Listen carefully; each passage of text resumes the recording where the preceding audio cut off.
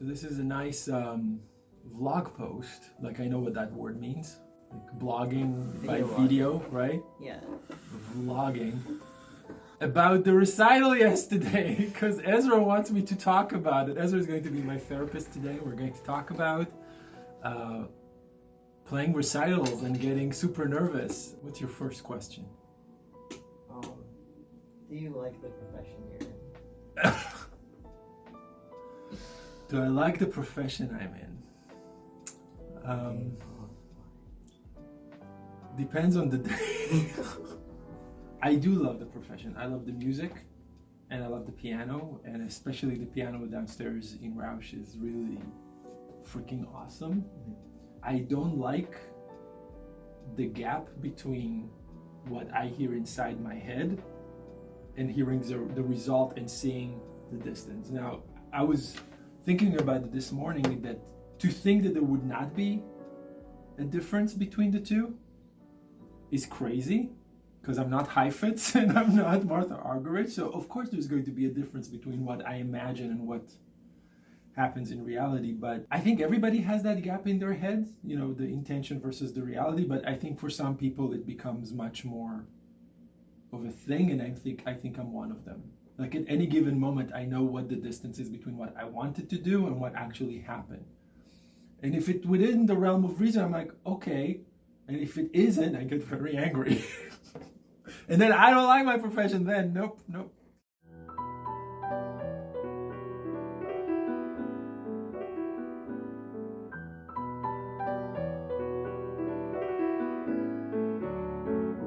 Yesterday you were talking about how your fingers weren't really listening to you. Yeah. So, talk about that. For some people it's sweating, for some people it's tremor, for some people it's shaking. And for me, it's just, I'm so aware of what I'm doing with my fingers and how I'm creating certain sounds, and it's like somebody took my very carefully calibrated machine and messed up with the numbers. So where I thought, this gesture would get me this color, suddenly it's more of that gesture or less of that gesture. What I meant by they're not listening to me is that the results that I'm used to getting are now in a different place. Right. So you have to adjust. Also, I think with nerves, what I noticed yesterday is that instead of sort of rapidly going into the note, or sort of very deliberately keeping your fingers very, very solid, with nerves you want to withdraw. So something that before you wouldn't even think about, just get into the note, now becomes like, no, you really have to think about, putting the fingers through the key and standing there and not letting the hand collapse. Of course, it's more noticeable in fast passages. Right. The slow music, not that it's not noticeable. If you're completely limp in slow music, then you're not going to get the notes that you need. But,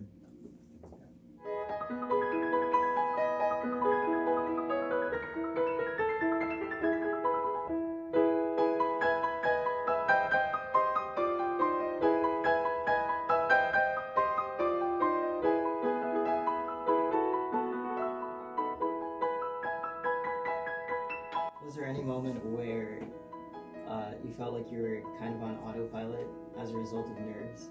Because that's how I kind of felt. Tell me. So during the second movement of the Stravinsky, I was just so terrified in that moment. It was honestly like I had been walking through a dark forest and I was so tunnel vision that I wasn't focused on anything I was playing, and I was just like, all right, I'm gonna get through. Okay, I got to the end. And then I listened back to it, and that's exactly what it sounded like. It sounded like I was a scared child lost in the woods. And I was literally just trying to look for my parents, running through, not looking to the side, yeah, or anything. So, were any of the pieces that you played yesterday like that? No. I think the autopilot, when you're on stage performing, is such an integral and important part of the performance. You're trusting that autopilot to get you the notes, to get you the basic expression that you've been working for months on. It's not the time that you're going to tell your fingers, well, I think we should, do this little nuance here. I mean, it's not the time. I remember Veda used to talk about it. It's not the time for experimentation. That time is long over. When you're on stage, you're presenting the picture. It's not the time to start messing with the colors. Mm-hmm. I feel like my brain is constantly watching the autopilot and what the autopilot is doing. And if I feel like what I said, like it's not getting to where I need to, I start making adjustments. Mm-hmm. But I also learned to not interfere. It's interesting that you said it, because I think the places that I had mistakes were the places that it's like a little hesitation about how far the hand should reach to get that leap. And when you're free and you're not worried, you just let the hand go there. Right. When you're hyper aware of it, you suddenly start going vertically, and then it's like, not quite. There's like a little bit more. Right. The horror that you're talking about of running through the woods and calling mommy, it's something that happens differently for different people. Right. Mine was not so much that as the frustration of, come on, this needs to sound like this, and it's not. What's going on? Right. One approach is you try to shut down fear and go, no, I'm good. It's okay. Just relax. Mm-hmm. And I think that's especially true if the piece is very lighthearted and very happy, and therefore the adrenaline that the fear has is completely contradictory to the feeling that you need in the music. And then you try to kind of suppress it and go like, no, we need to be, oh, it's fairies, like the fear and the fairies don't really get along, right? Mm-hmm. And then there is places that listening back to the recording from yesterday, I'm going, wow, the fear or the adrenaline really caused for something different to happen. It's more, in some places it's more direct, it's less exaggerated, it's much more self-conscious about how much expression I'm putting into things. So I kind of liked it. Right. Was there a specific piece that you felt that that fear? Yeah, in the fugue. It made the fugue very honest. I like to feel the fugue very deeply. I think it's so sort of, it's very morbid and it's very heavy and it's very tragic. And I like to go with Tchaikovsky paced us into the Ravel fugue, which maybe is a mistake, but I like it. And then yesterday I was like, nope. No,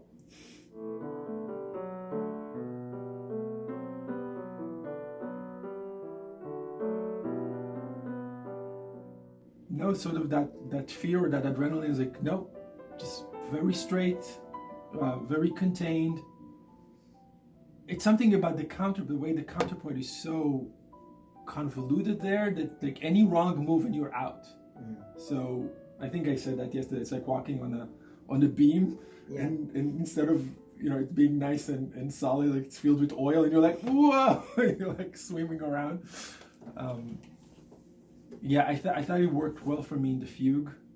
I thought it also worked well in the minuet for some reason, because again, sort of the fear keeps it, do not exaggerate, do not go over the top, because you don't know what's going to happen, and then just rein it in.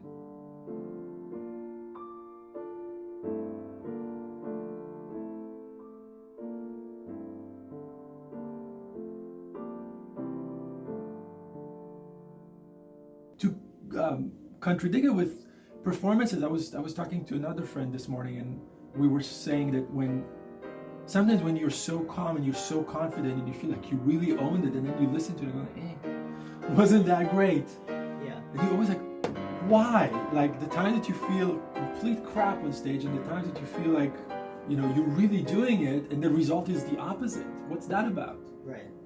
So I think when you don't feel like you're completely involved and there's a part of you that is slightly detached, you're actually hearing it more accurately like the audience is. And where you're completely invested and you feel like you're expressing it to the nth degree, you're much more involved, and therefore you don't have that perspective, so you're probably going the wrong direction, Right. So I talk about that a lot. It always has to be a balance of involvement and detachment to figure out in that room, in that space, in that time, like where is the music, where's the energy. Mm-hmm. But of course, it's very difficult to do when you're under pressure, and it's difficult. Yeah.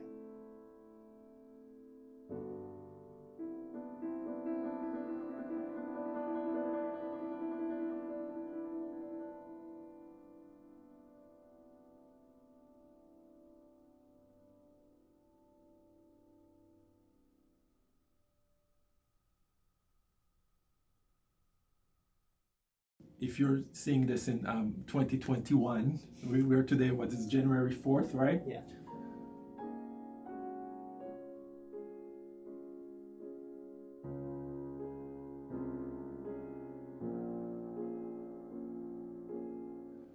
We live in a really bizarre time. Yeah. So if this was a normal time, I would have made sure that, between the first and second run through, there would be an increase of people listening. Mm-hmm. So, from one person to 3 or 5 and then to 10. And I would not be shy about inviting people to come and make me stress out. Right. I would probably have played it in this room for all of you guys. Nothing would stress me more than playing it for my students. And I would have felt that there is a gradual progression of intensity and nerves sort of to get me to the recital. But we can't really gather, right? We can't. I felt bad asking people, to sit in the hall and listen. And maybe I was wrong. I don't know. It's something I need to think about. But it sort of felt that the whole preparation for it was, no matter what I did, I couldn't really increase the tension. Right. And there's like that jump you were talking about, which makes me think about how when you were preparing, you had like 1 or 2 people, but then since it's going to be like posted, you just like don't know how many people are going to watch it. Yeah, I'm getting there. So I think, observation number 1, I talk about, the schnitzel metaphor quite often, right? The first time you perform it, it's like throwing the piece of meat into the pan and you're like, "Ing!" And then from that point, it should supposedly get better because you already fried it once, you're now just reheating. Right. Wrong. That metaphor is wrong. Every time you throw the piece of meat into the pan, it gets refried. So whatever feeling of awkwardness and exposure that you feel, I think we have to honor that. I think that I was wrong in not honoring that. I was surprised yesterday about how much frying was going on. But dude, I played this, I did like 6 run-throughs of this. Like, why is it feeling like it's the first time? Right. I can't explain why. I mean, I have theories, but that was the feeling. And I think that's really important to remember. That's something I need to remind myself, is that maybe you're going to get lucky and it's going to be this nice, from performance to performance, it gets more comfortable and you feel less of that feeling. Mm-hmm. But you should also be ready for the fact it's going to feel like you're getting fried for the first time. Yeah. And then you have to ask yourself, like, why the heck are we doing this? And again, I think the answer is that the music is so beautiful.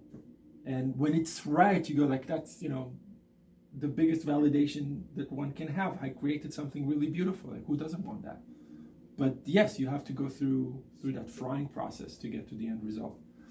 Second thing, there is something awkward about you recording something, 3 people being there, but then a lot of people are going to watch it later.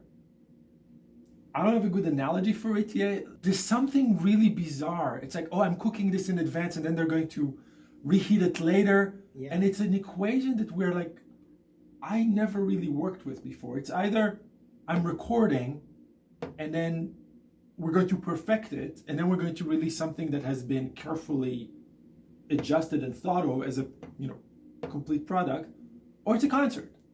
Right. And it's a concert, there are people there and there is the excitement of them listening to you, and there's much more ebb and flow in the energies between everybody present. I've not experienced this in-between state where it's a concert, but it's recorded, but there's nobody there, and you're trying to generate the energy like they are there. Mm-hmm. It's awkward. Yeah. Very, very awkward. And I keep thinking about Martha Argerich standing up at the end of the Chopin Third Sonata and sort of like waiting for the wave of applause, and like she's like looks at the audience, she's shouting, where are the applause? Like, oh, they're not here. Right, they're not there. So I think that definitely played a number on me yesterday. Sure. Because I was going to it like, it's a recording session. And it's like, wait, it's not. Yeah, it's both. But you're there. But so I don't have a good solution for that one yet, but maybe if somebody has, they can leave a comment. But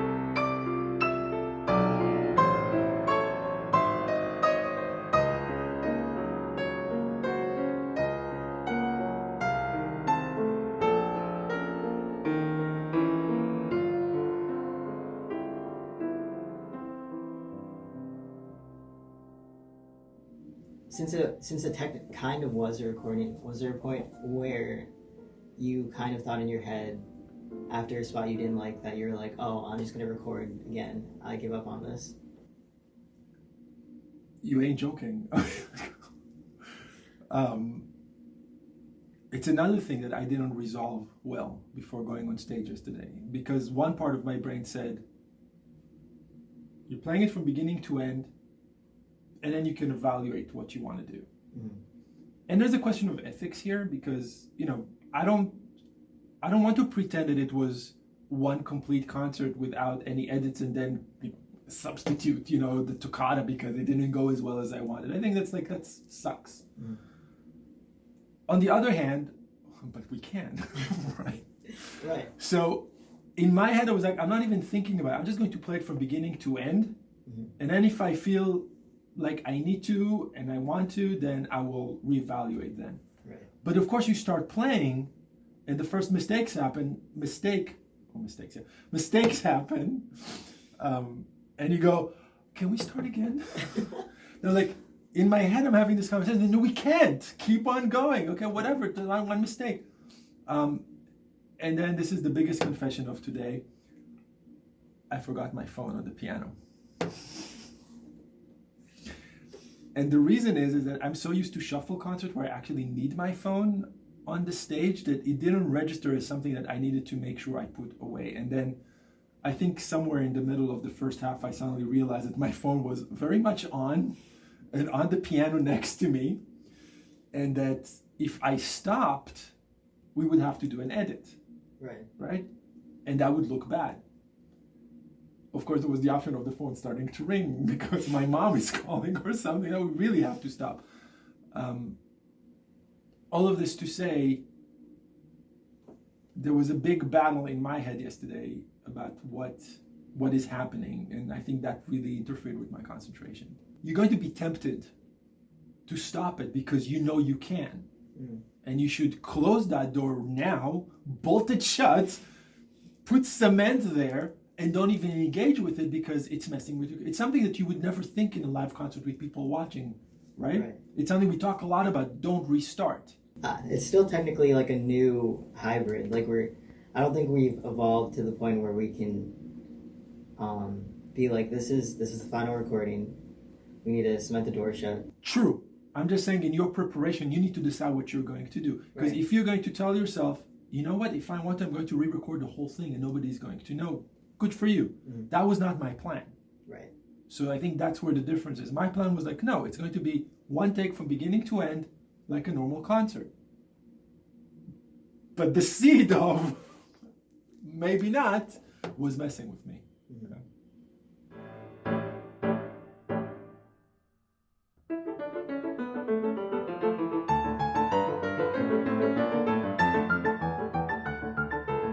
Let's talk about the elephant in the room.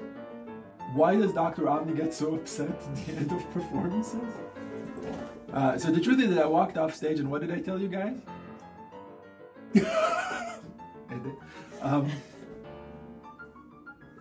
It's really remarkable how, and I don't know how many other people share this phenomenon, that when you go off stage, the only thing you remember are the things that went wrong. Mm-hmm. Maybe it's part of teaching, that's how our brain works. We make the laundry list. Even when you guys playing recitals, I make laundry lists of I need to tell them X, Y, Z. And, so the way the brain works is to sort of pick up on those pieces so we can correct them later. But I think definitely something I need to work on is, first of all, not to do it while you're performing. Easier said than done, but to really try to not do it while you're performing. To remember that, I actually did this exercise myself this morning, sort of thinking about each piece and thinking about how much good stuff versus bad stuff, and sort of just percentages, okay, 80-20, 50-50. And I think progressively the honest answer that I got was, okay, 80-20, or sometimes 90-10. And it's shocking how my brain goes to those 10% that went wrong, and it will obsess over them and will torture myself over how could you get those 10% wrong? Mm-hmm. Then go, dude, it's a freaking live concert, chill. Yeah. Right? But no.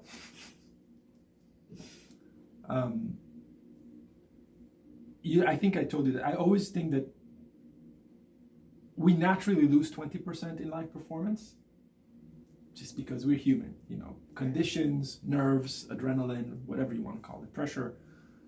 So I always tell you guys, practice 120%. So when you lose the 20, it's still 100. Right. But practicing 120% is really hard because you go, I know it. It's fine. What am I practicing? Yeah. Like, because they're going to lose 20%. But you can't remember that in the practice room, right? Exactly.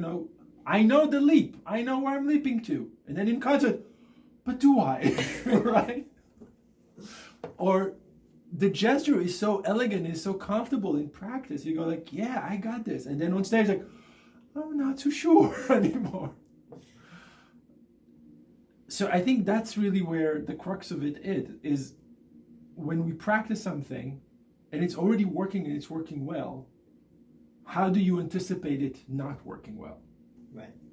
And I think that's where my work needs to happen, is sort of making sure that I anticipate the drop, and then what am I going to do about the drop? And not assume that it's going to stay like it was comfortable in the practice room. Yeah, if that makes sense. How do you put away your teacher when you're performing? I think he talks about it a lot in the Inner Game of Tennis. The two selves having a conversation, and there's the self that is doing, and there's the self that is criticizing. Mm-hmm. And there are different approaches to this. There's an approach that says, when you're in performance, you really need to shut the critical self and just. There are different approaches that say you need to integrate it to you. You can't really shut down the critical self because it's a part of the performance. Like if you're playing something too loudly, or for example, if I notice, that the F sharps repetition are not working, I want that information. I don't want to shut up now. I mean, I need to know something is not working with the F sharp. Be careful. Right. So I think it's about creating this supportive relationship between the two. And I know that for me, it works really well. I record myself and then I listen, and then I give myself the feedback, and then I record again, and I see that circle working, and I improve because of it. Mm-hmm. But then I guess on stage, if something is not working to your liking, and then the critical self starts getting obnoxious, then you need to do something about it. And it needs to be like, no, this is not the time right now to analyze why this is not working out. This is the time to sort of. And I think with experience, I'm pretty pleased with how, regardless of all the parameters that I felt were going wrong yesterday, that sort of that perseverance, like, no, we have to get through it, no matter just get to the end. Do what you practiced, focus, and get to the end. And yeah, it's a lifelong process, isn't it? Of trial and error, a lot of errors, a lot of trials, but Sure. Yeah.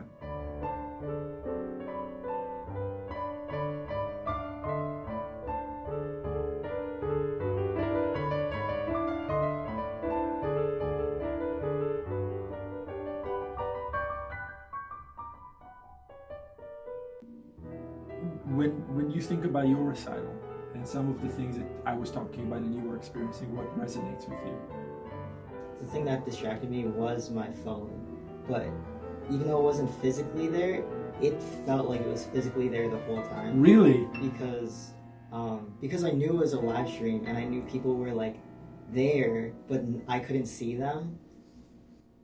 It felt like I was being haunted or something. No, it's a thing. I think we're onto something. We're not used to understanding that people are watching, but are not physically there. That's a thing. Yeah.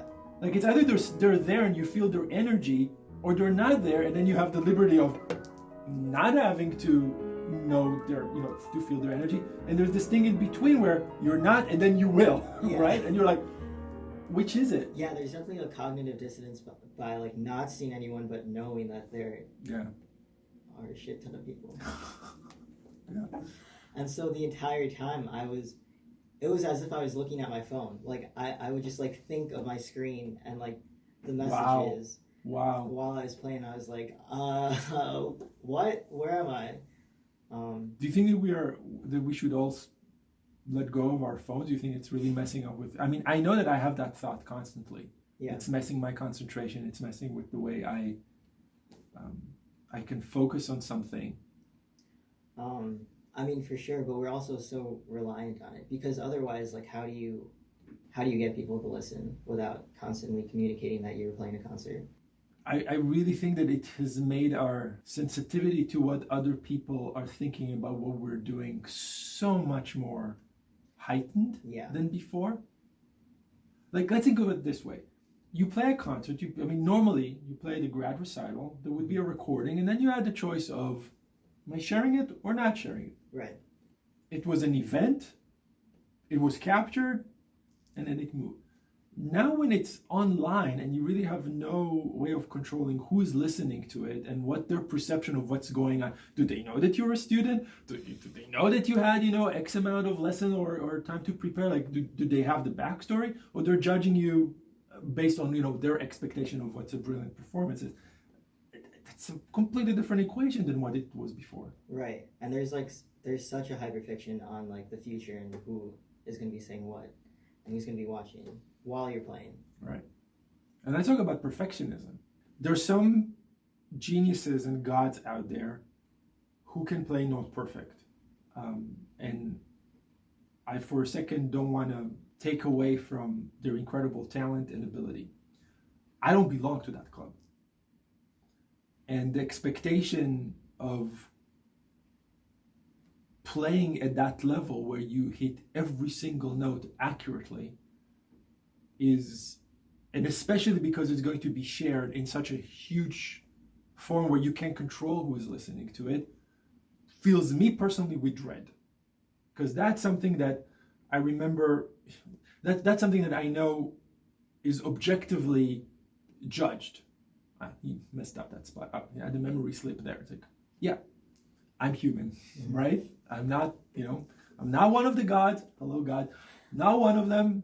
I do the best that I can in the moment, and I reserve my right to stay human, right? Mm-hmm. That's one side of it. The other side of it is that when you're trying to be expressive in the moment with all of that pressure going on, and you take risks, you're bound to make, some of them, blow up in your face. And that's a part of the game. Like, I never forget somebody playing in studio class, and I was so mesmerized by the accuracy. And I went to Veda and I said, like, oh my God, that was just spectacular. She hit all the right notes. And Veda looked at me and she said, that's all she was trying to do. And I never forget it, because she was right. Mm-hmm. If that's the point, if that's what you're focusing on, you will get it. But that's all you're going to get. Right. If you're trying to do something different and your focus is therefore on the story, the emotion, the phrasing that you're trying, then you're bound to lose, hopefully not many, but some. But the expectation is still of perfection, because we're hearing all of this edited stuff. So again, I think we need to come up with our own very specific position on that issue and then cut ourselves some slack. If my position is I do not want to go on stage and playing wrong notes, then that's what I should focus on when I play concerts. Mm-hmm. If my focus is like, no, I want to get as many notes as I can, but my objective is to create drama, to create emotion, to move the audience, to do something, then there are going to be some casualties, and that should be okay. Right. But I can't do both. And I think that's something I need to keep thinking about, how to firmly plant myself in that position and give myself the permission that it's not going to be perfect, and that's okay.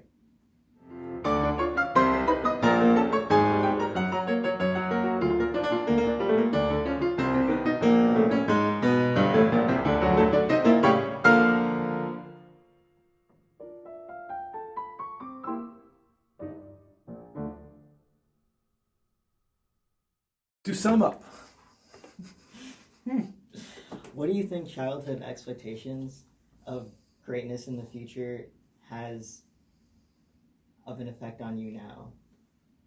Whoa, that was deep. Say again. What childhood expectations for me? Yeah, for you. For me as a child, or so when you played in like the Philharmonic. Yeah. And you're 17. Yeah. And everyone's like, oh my God, he's going everywhere. That's a video that we will make in the Yeah. future. Talk about that one. Yeah. So, do you still hear those, like, does that haunt you today? Okay, one part is I'm so not that person that I was at 17. So not. At 17, it was just do it. That was what it was. There was no planned interpretation. There was no technical mastery. There was just raw talent. Just go and do it. And the problematic part was 50% of the time it would hit the bullseye, and 50% of the time it was a total disaster. So I'm considering myself very lucky and fortunate to have had the training that I had from that point, that it's no longer that. It's no longer a flip of a coin, like how is it going to go? Like I know, like I told you, 80% of it was right and 20% of it needs work. I think that's a reasonable ratio for somebody who is not a god. To go like, yeah, I know it's 80% is going to be good. I hope more. And when I was 17, it was definitely a flip of a coin. I could, if the piano was too heavy, if the light was in the wrong place, if Zubin Mehta had stomach ache that day, it would all affect me. He did, but I'm not just making that up. So, is it haunting me? I think what's haunting me is what I started saying. I hear inside so profoundly what's supposed to happen, and I work so much on how to bring that vision and reality as close as I can, and that has gotten stronger. Like the vision is very, very, very, very clear, and I know for the most part what I need to do in order to execute it. And when it doesn't happen, I feel horrible, and when it does happen, I'm like, yes. Did that answer the question? Yeah. Kind of. Yeah. And it's still all screwed up because of COVID. And now we're in a new era of recitals. We are in a new era of recitals, for sure. But I think I'm curious if you guys want to leave a comment below, let us know about what experiences you're having playing in this really bizarre world of people know people play, but there's nobody there kind of thing. We would love to hear from you, right? Yeah. Cool. Thanks for watching. Ciao.